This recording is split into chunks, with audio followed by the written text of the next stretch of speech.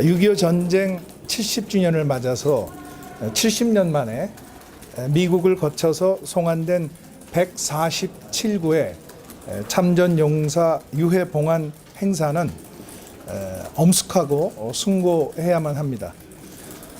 그러나 종전선언에만 집착하는 문재인 정부가 보여주기에 급급한 나머지 어이없는 일이 일어났습니다. 이번 행사의 주제를 영웅에 대한 경례라고 이름을 붙였지만 실제로는 영웅에 대한 결례였습니다.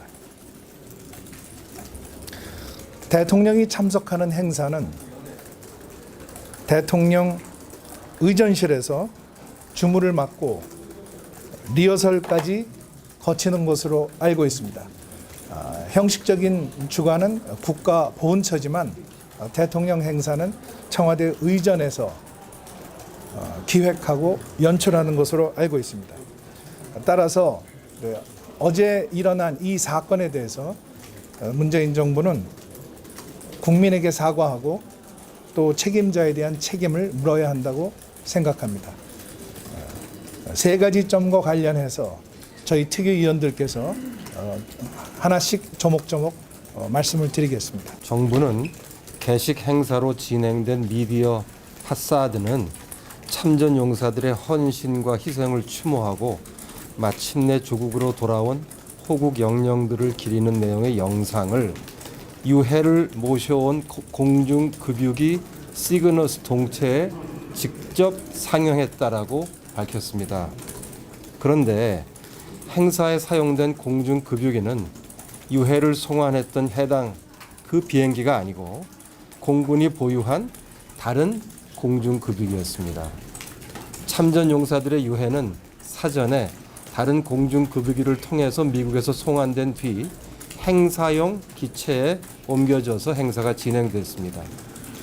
미래통합당 외교안보 특위가 복수의 군 관계자를 통해 확인한 결과로는 김해 공항에 있는 공중급유기 시그너스 4대 중 1대가 서울공항으로 이동을 했습니다.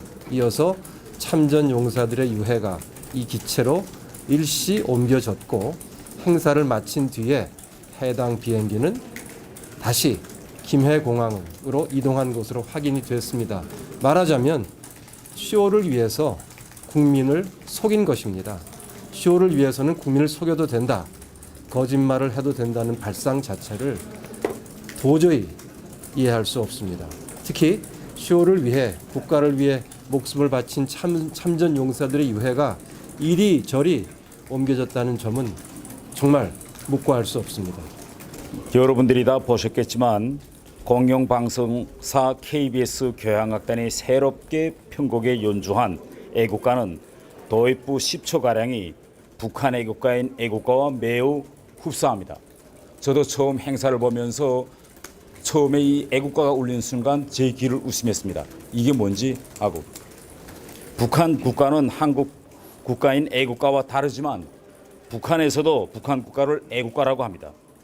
진행자는 애국가 제창에 앞서 오늘 애국가는 6.25 전쟁 70주년을 맞아 관악기와 오르간으로 새롭게 연주된다 라고 소개했지만 이렇게 북한 애국가와 비슷하게 편곡해서야 되겠습니까?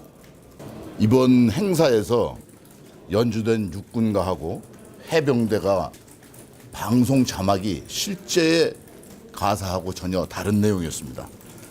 육군가는 지난 2014년에 가사가 일부 바뀌었는데 이번 행사에서는 개사 전 가사가 나갔습니다. 또 해병대가는 아예 엉뚱한 노래의 가사가 방송됐습니다. 해병대는 나가자 해병대라는 군가를 공식 해병대가로 사용하고 있지만 자막에는 다른 군가인 해병대의 노래가 나갔습니다. 일련의 일들을 대행사의 실수로 치부하고 있지만 이것은 청와대가 이를 최종적으로 확인하지 않은 잘못을 하고 있는 것입니다. 또한 각 군에도 이러한 점을 확인하지 않고 한 것은 군의 사기를 저하시키는 행위라고 밖에 볼 수 없습니다. 이 국군 유해를 고국 말리 옮겨와서 우리 국민들에게 엄숙한 의식을 치르는 이 행사에서 비행기를 바꾸고 그 비행기가 마치 유해가 실려온 비행기인 것처럼 설명을 하고 또 대한민국의 품에 안겨 있는 호국 영령들 앞에서 북한의 애국가를 집어넣은 애국가를 연주하고 또 우리 군이 가장 자랑스럽게 생각하고 있는 우리 군가를 엉뚱한 가사로 집어넣은 것은 이것은 간단한 실수가 아닙니다. 보여주기식 문재인 정부의 이러한 집착이 빚어낸 대실수라고 생각을 합니다. 또 호국 영령에 대한 결례이고 또 우리 국민들에 대한 결례입니다. 여기에 대해서 문재인 정부와 특히 청와대는 이 내용을 소상히 해명하고 잘못된 점이 있으면 사과하고 책임자에 대한 처벌이 뒤따라야 한다고 생각을 합니다.